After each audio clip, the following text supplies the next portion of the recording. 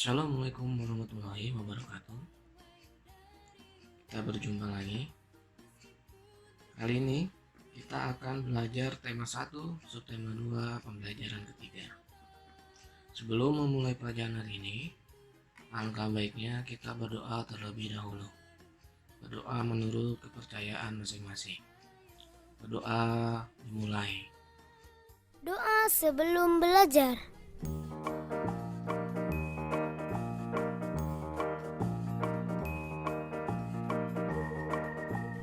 Assalamualaikum kawan-kawanku. Kita belajar yuk agar kita menjadi anak yang pintar. Jangan lupa kita berdoa dulu. Rabbi zidni ilma warzuqni fahma.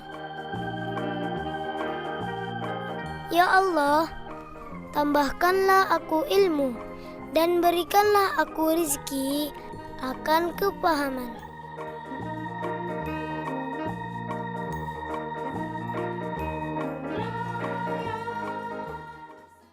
Selesai.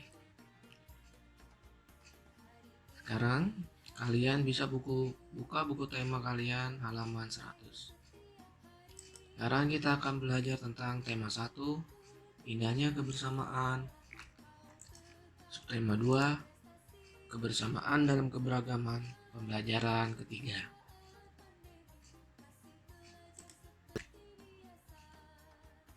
Dibuka halaman 100. Fokus pembelajaran hari ini ada pelajaran PJOK, Bahasa Indonesia, dan IPA. Tujuan pembelajarannya: 1. Setelah mencoba permainan tradisional Bakyak, siswa mampu menjelaskan aturan main dan manfaat permainan tersebut untuk melatih keterampilan pola gerak dasar lokomotor dengan tepat. 2. Dengan permainan tradisional Bakyak, siswa mampu mempraktekkan keterampilan variasi pola gerak dasar lokomotor dengan mandiri. 3. Setelah percobaan, siswa mampu menjelaskan fungsi sifat bunyi terkait telinga sebagai alat pendengaran dengan lengkap. 4. Setelah percobaan, siswa mampu menyajikan laporan tentang sifat bunyi terkait telinga sebagai alat pendengaran dengan sistematis. 5. Setelah membaca teks tentang sikap kerjasama, siswa mampu mengidentifikasi gagasan pokok dan gagasan pendukung setiap paragraf dari teks tulis dengan mandiri. Terakhir, 6. Setelah membaca teks tentang sikap kerjasama, siswa mampu menyajikan gagasan utama dan gagasan pendukung setiap paragraf dari teks tulis dalam bentuk peta pikiran dengan tepat. Ya. Sekarang kita masuk ke pelajaran. Kalian bisa buka halaman 100. Bekerja sama bisa dilakukan kapan saja. Saat kita bermain pun, kita bisa bekerja sama. Tahukah kamu bahwa kita dapat belajar bekerja sama dari permainan tradisional? Ayo kita pelajari bersama ya. Indonesia kaya akan keberagaman permainan tradisional yang menarik dan menantang. Bakyak atau terompah bakuak berasal dari Sumatera Barat. Ini adalah salah satu jenis permainan tradisional Indonesia yang memerlukan kerjasama dan kekompakan para pemainnya.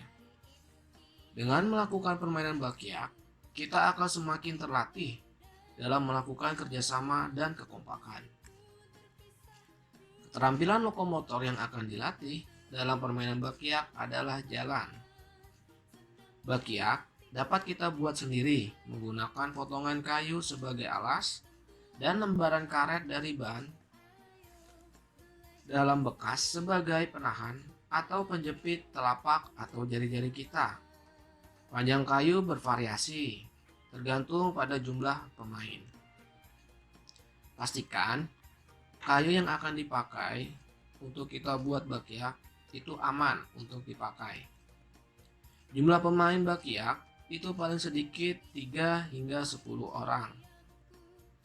Karena semakin banyak anggota yang memainkan sepasang bakyak, maka tingkat kesulitan akan semakin tinggi dan memerlukan kerjasama dan kekompakan yang semakin tinggi pula.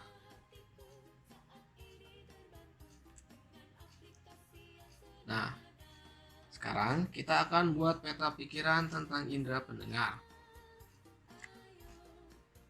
Ini indera pendengar. Sekarang kita akan pelajari tentang bagian-bagiannya. Bagian-bagiannya ada apa aja yang telah kita pelajari kemarin? Ada yang masih ingat? Ini bisa kalian tulis di buku ya.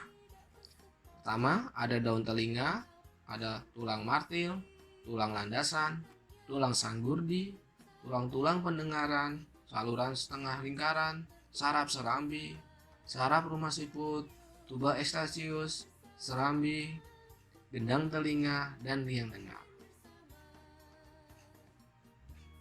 Serambi itu bisa dikatakan rumah siput. Cara merawatnya,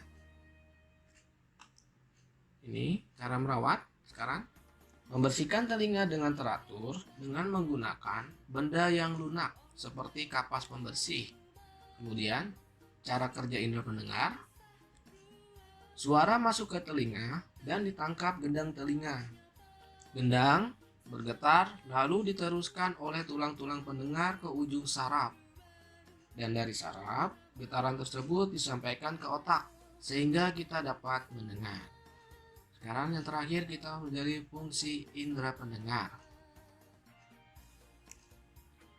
Fungsinya, telinga merupakan indera untuk mendengar. Selain sebagai indera pendengar, telinga juga berfungsi sebagai alat keseimbangan tubuh. Kita lanjut lagi.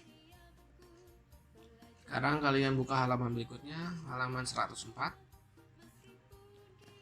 Sekarang kamu akan melakukan percobaan tentang sumber bunyi seperti pembelajaran sebelumnya.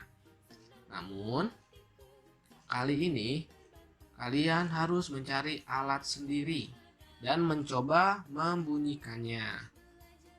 Kamu bisa mencari berbagai peralatan seperti kertas, kayu, kaleng, dan sebagainya. Lakukan permainan bunyi bersama dengan temanmu atau dengan kakakmu. Secara bergantian, kamu bisa menebak sumber bunyi yang dibunyikan temanmu.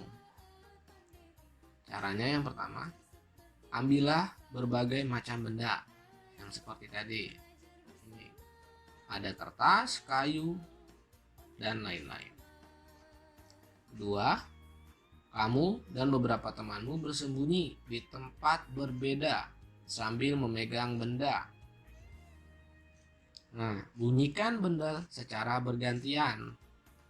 Minta temanmu menebak siapa pemegang bendanya. Tebak sumber bunyi benda dengan temanmu secara bergantian. Nah, terus setelah kamu mempraktekkan yang tadi, berapa kali kamu dapat menebak sumber bunyi? Sumber bunyi mana yang mudah kamu tebak? Berasal dari kertas kah, kaleng, atau botol? Kemudian, sumber bunyi mana yang sulit kamu tebak? Tuliskan laporanmu pada tempat yang tersedia pada halaman 105. Ini Bapak contohkan contoh laporan kegiatan percobaan tadi. Nama percobaannya, benda bergetar sebagai sumber bunyi. Tujuan percobaannya, menjelaskan penyebab timbulnya bunyi dan cara perambatan bunyi. Kemudian, alat dan bahan yang kita pakai ada ember, kaleng biskuit, dan botol minuman.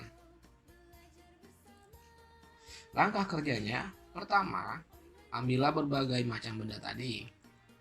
Kedua, kamu dan beberapa temanmu bersembunyi di tempat berbeda sambil memegang benda. 3. Secara bergantian bunyikan benda. Minta temanmu menebak siapa yang memegang benda tersebut. 4.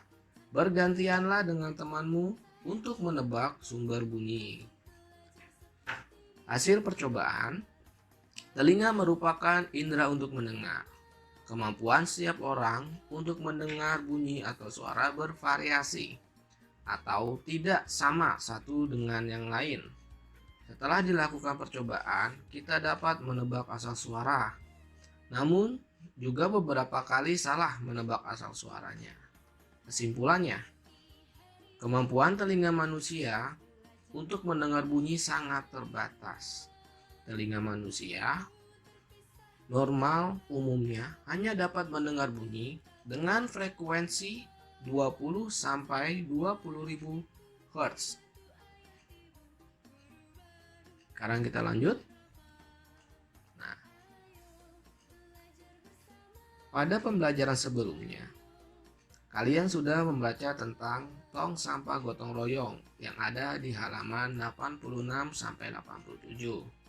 Sekarang kalian baca lagi dan tuliskan gagasan pokok dan gagasan pendukungnya pada diagram-diagram yang ada di halaman 106 sampai 108. Sekarang pembelajaran sampai di sini. Sebelum kita tutup, mari kita renungkan pembelajaran hari ini. Apa yang kamu pelajari dari kegiatan hari ini? Ya, gotong royong, bekerja sama, dan saling menghormati. Serta kita mempelajari tentang indera pendengar. Yang kedua, mengapa saling menghormati perbedaan sangat penting? Karena dengan saling menghormati perbedaan akan tercipta kerukunan dan persatuan bangsa. Pelajaran hari ini cukup sekian. Saya ucapkan terima kasih. Sebelum kita menutup pelajaran hari ini, kita berdoa menurut kepercayaan masing-masing. Semoga pelajaran hari ini bisa menambah ilmu kita. Saya ucapkan Assalamualaikum warahmatullahi wabarakatuh. Kita akan bertemu lagi di pembelajaran berikutnya.